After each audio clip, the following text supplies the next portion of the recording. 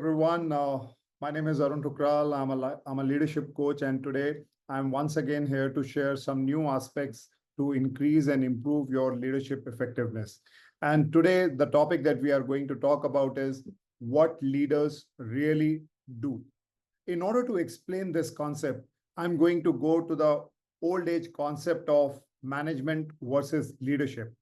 The essence that I'm going to tell you will clearly define you that what exactly as a leader you are supposed to do and become an outstanding leader. Now let's imagine that there are two managers. One manager is the one who is very focused on his day's work. He is working very hard to ensure that everything, his goals, his work is done in a very efficient way by following the systems, processes, and he tries to get better at it on a day-to-day basis to achieve the goals. Let's talk about another manager. Now, this second manager is highly focused on achieving goals by bringing change. That means this manager is trying to bring a change in the existing process, existing policies and systems so that a new things can be done, a newer goals can be achieved.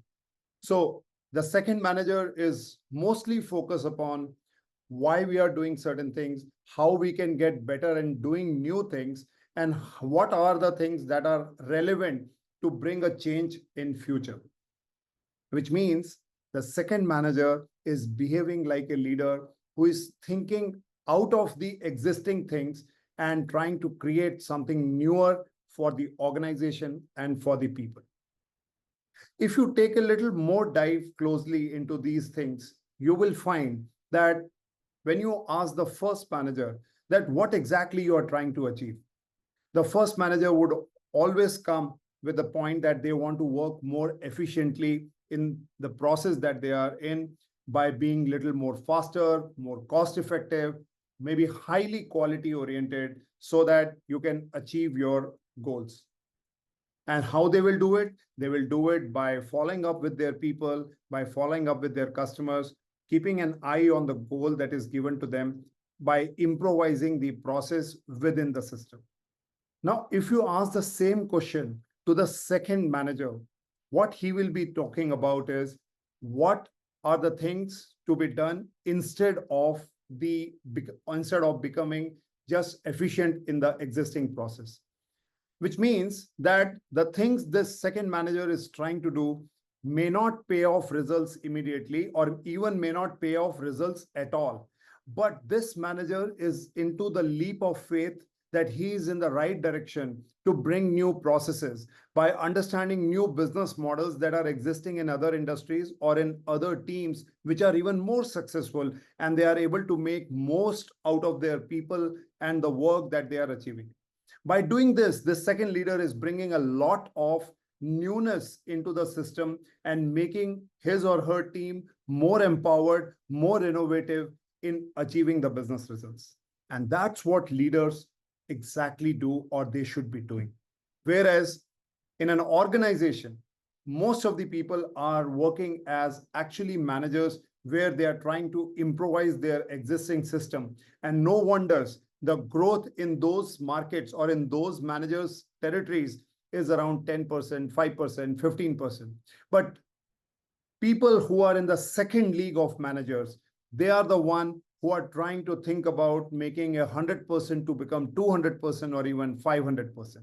Now the choice is yours, what exactly you want to do.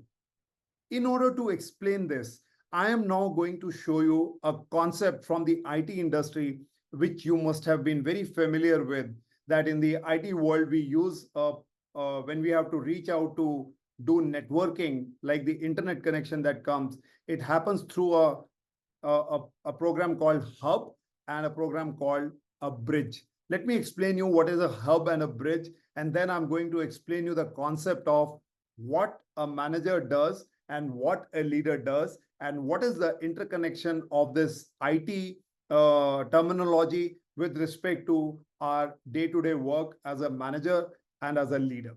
So don't go anywhere, and also don't forget to like and subscribe this channel. And if you're finding this content relevant, please mention a comment below and share what is it that you are really liking it or what exactly you want to know more. It will help me to prepare content accordingly. So let's go into the second part and understand those concepts very clearly. So to begin with, let's first understand that, are you a hub or a bridge? Now, in the IT language, what a hub really means, let me share with you. A hub is nothing but a small piece of device which takes the input from the center source, and from here it passes on all the information to the respective ports that are available. That's in the literal term of ITs. Whatever is my knowledge that I'm sharing with you. But now, what exactly this hub does, it passes on the exact information that comes from center to the hub, and without filtration, without alteration, it just goes down to the other ports. And another thing is that it is only a one-way communication, or it's a one-way process. It is not the two-way process. But now let's look at the other concept, which is called as the bridge. Now, when you look at the bridge, as the picture is clearly showing, not only that it takes the information from the bottom and pass it on to the other ports, but as a bridge, it filters the information. It has the capacity to take the feedback from the top and give it back to the bottom, and vice versa. Now, I hope with this understanding, you are able to gauge some point that how a hub works, which is like more of a yes man or a yes sir type of people who take orders from the top and then just pass it on to their team, and they don't filter anything. Even if it is a pressure, they just pass it on as it is without doing any absorption or filtration of information, because they feel that it is the role of a manager is to pass on whatever they are getting back to their people, whether it is good or bad.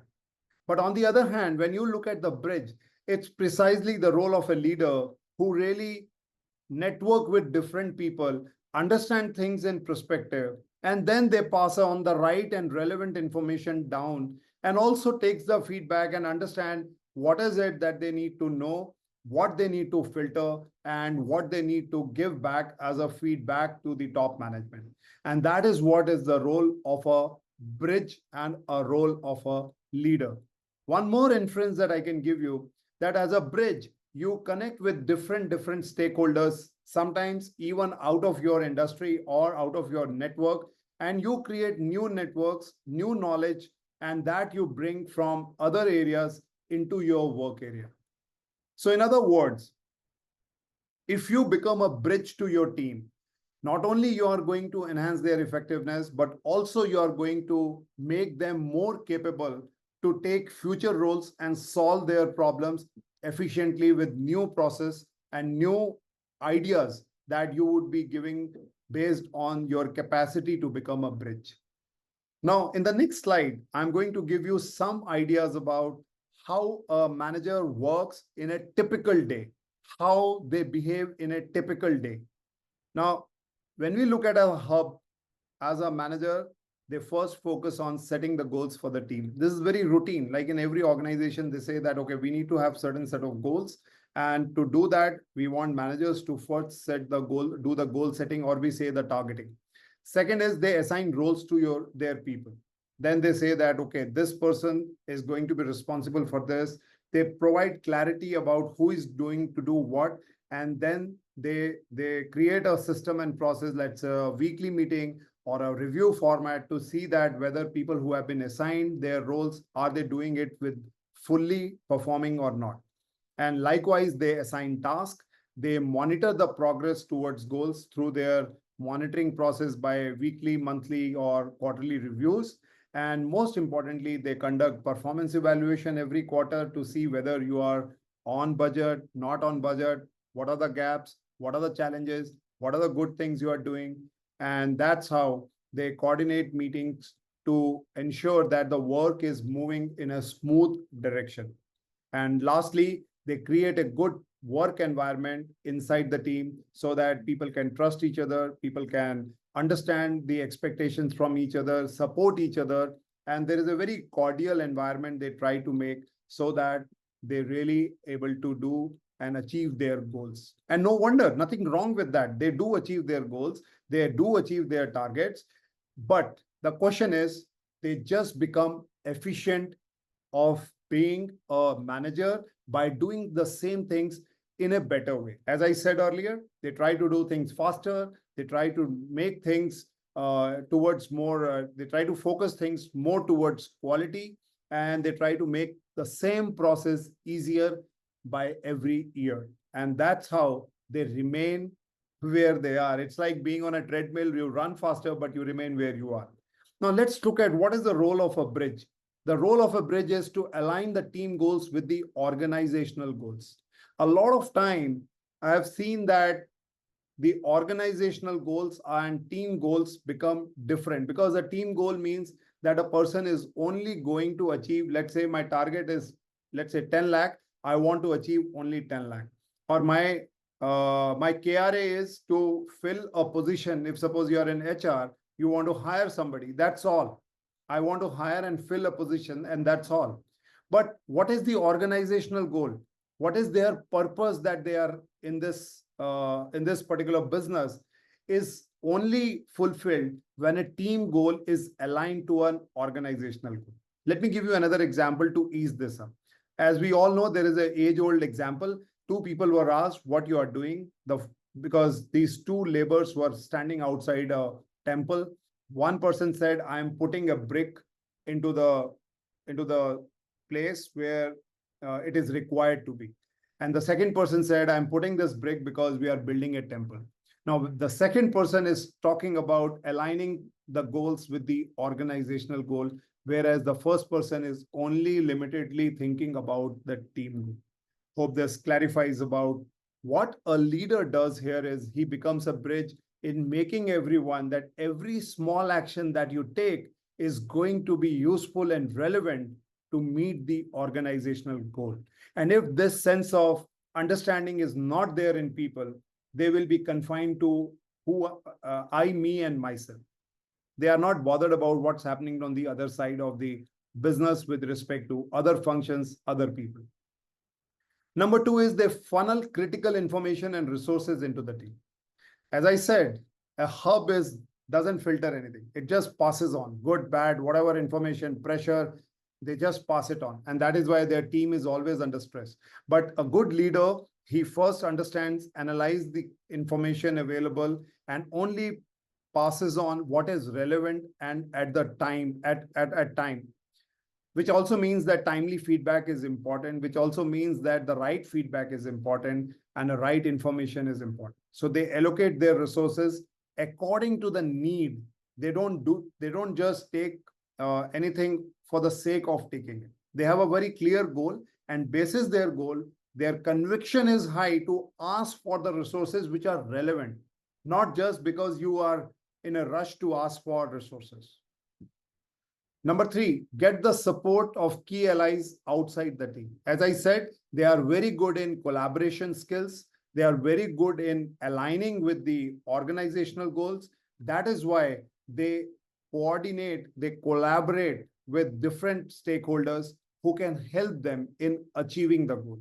And this is what is the role of a leader, is to find out not just one port, but other ports and how they can be. For example, if I'm stuck in my business area because there was a less support of marketing, or you realize as a leader that there is something that you need to do as a very special project in your particular given market. So you align, let's say, with the marketing or marketing excellence and take their intervention into the system. You don't just only go to your boss, and if he says no, you come back. This is what leaders do. They try to improvise their existing system. But as a manager, as a leader, you go and align different stakeholders, you bring them from different sides, get your goal done, and create a funnel.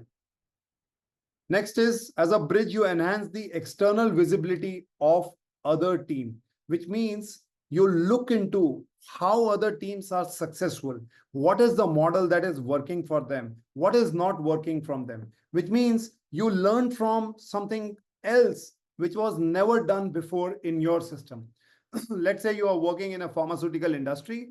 and you realize that maybe the insurance industry is also going through a similar challenges, but how they are able to get more and more customers in a very, I would say, cutthroat competitive market, and how they are able to survive, grow, and thrive in that market with higher number of growths.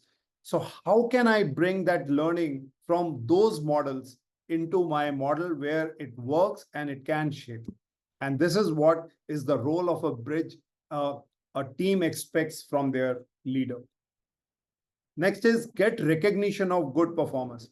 I think a very important role as a bridge, you need to recognize who are your top performers and can make things better for them by delegating more effectively. That means when you identify who are your good performers, you invest your time in developing them, making them more capable, and basis that you delegate the task so that they can deliver, they can achieve more, and they become more responsible, and they become more independent. Not only this helps in developing your team, but it also helps in giving you extra time to work on some very important strategic thinking, which is relevant for your department or the organization. And last but not the least, this is how they also create a succession planning for next roles. The moment a leader who works as a bridge is able to create more leaders, which is the core job of a leader, you basically set up yourself for the next role. Your team, your organization realizes that you have really functioned well into the existing role, and now you have someone who can take your seat, and you have made yourself ready to move to the next level. Well, these are some of my thoughts when it comes to saying that what leaders really do and how do they excel in doing so. They do not do things efficiently, they do things effectively. And now you have understood what efficient means is by doing same things repeatedly, by improvising the system in terms of speed, quality, or time. But on the other side, an effective manager, he thinks outside the box. He thinks about doing something beyond the existing process, beyond the existing goals, and he takes an action outside to get more insights. I hope this video would have given you some more insights about what leaders really do, and also the concept of a hub versus a bridge. So think about yourself now. Are you a hub or are you behaving as a bridge? And if you find this content useful, do share your comment below. And I look forward to bring some new content for your leadership journey. Thanks a lot. Thanks for watching.